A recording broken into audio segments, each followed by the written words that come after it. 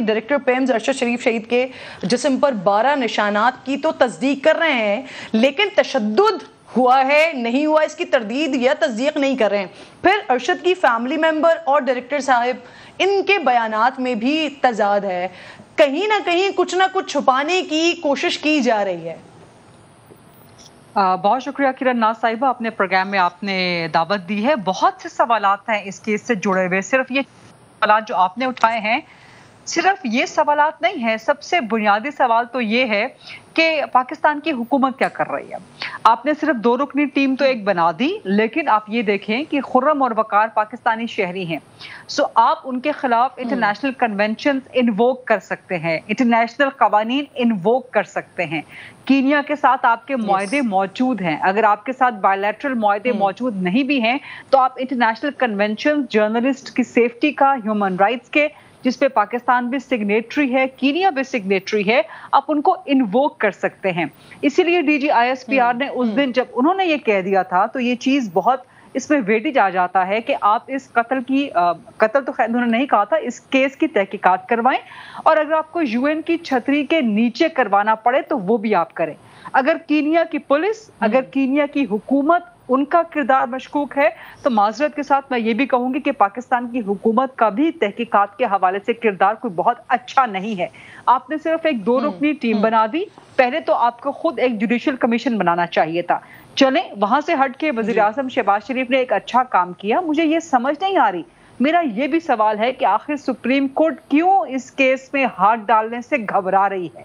یہ بنیادی انسانی حقوق کا کیس ہے، یہ صحافیوں کے تحفظ کے، صحافیوں کے حقوق کا کیس ہے، اور پاکستان میں صحافیوں کو کس قسم کے حالات کا سامنا کرنا پڑتا ہے یا کرنا پڑ رہا ہے، یہ کسی سے ڈھکی چھپی بات نہیں ہے۔ تو اگر حکومت کے کسی مجبوری کی وجہ سے ہاتھ بندھے ہوئے ہیں کہ وہ جوڈیشل کمیشن اناؤنس نہیں کر سکتی تھی، یا اگر اس نے کیا بھی اور جسٹس صاحب نے اس کی سربراہی کرنے سے معذرت کر لی، تو آپ اس کے بعد ایک اور تشکیل بھی دے سکتے تھے۔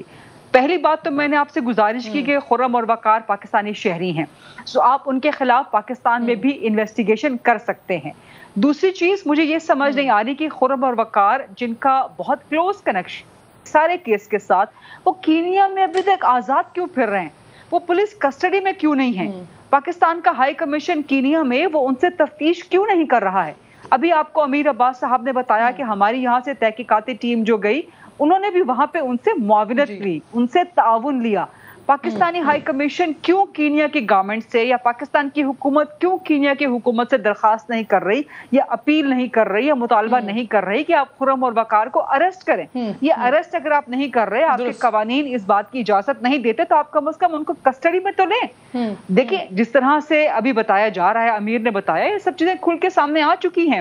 کہ قرین قیاس یہی لگتا ہے کہ ارشد کو گاڑی سے اتار کے مارا گیا یا پہلے ان کو مارا گیا پھر گاڑی میں بٹھایا گیا۔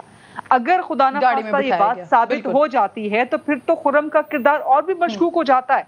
پھر تو وہ اور زیادہ مشکوک ہو جاتا ہے۔ بہت ویلڈ پوائنٹس، پھر تو وہ سیدھا اس کیس کے اندر ابیٹر ہے، پھر تو وہ مددگار ہے، کیونکہ اس کی گاڑی میں اس کی آنکھوں پہ پٹی باندھ کے، اس کے کانوں میں روئی ٹھونس کے تو نہیں ارشد کو بٹھایا گیا ہوگا نا، گولیاں مار کے یا تشدد کر کے۔ دوسری بہت چیز ویلڈ پوائنٹ اٹھا رہی ہیں آپ، میں چاہ رہی ہوں اسی پر ہی آپ کے اسی پوائنٹ پر میں ذرا عفنان صاحب کا بھی جی کر لیں، کمپلیٹ کر لیں۔ ضرور کہنا چاہوں گی کہ کینیا کی جو پولیس کی طرف سے، کینین حکام کی طرف سے جو پوسٹ مارٹم کی رپورٹ سامنے آئی ہے، میری کینیا میں پاکستانی جو آفیسرز ہیں ان کے ساتھ بات ہوئی ہے، تو انہوں نے نام ظاہر نہ کرنے کی شرط پہ بتایا کہ ہم نے جب وہاں سے ارشد شریف کی لاش وصول کی ہے، میت وصول کی ہے، تو ہمیں بھی تشدد کے نشانات نہیں ملے۔ تو اگر وہاں پہ ان کی ڈیڈ باڈی ریسیو کرنے والے پاکستانی آفیسرز بھی یہ کہہ رہے ہیں، تو سوال یہ پیدا ہوتا ہے کہ پھر ارشد کی ڈیڈ باڈی پہ تشدد کہاں ہوا ہے، کس طرح ہوا ہے، کیسے ہوا ہے؟ یہ اتنی الجھی ہوئی گتھیاں ہیں، ان سب کا سلجھنا بہت ضروری ہے، بہت بڑا انکشاف کر رہی ہیں۔ یہ بہت بڑا ہو رہی ہے، خدا نہ خواستہ کیا لاش کی بے حرمتی کی گئی ہے؟ کیا ان کے مرنے کے بعد، ان کے شہید ہو جانے کے بعد ان کے اوپر یہ تشدد کیا ہے؟ یہ آپ بہت بڑا انکشاف کریں گے۔ یہ میں سوال اٹھا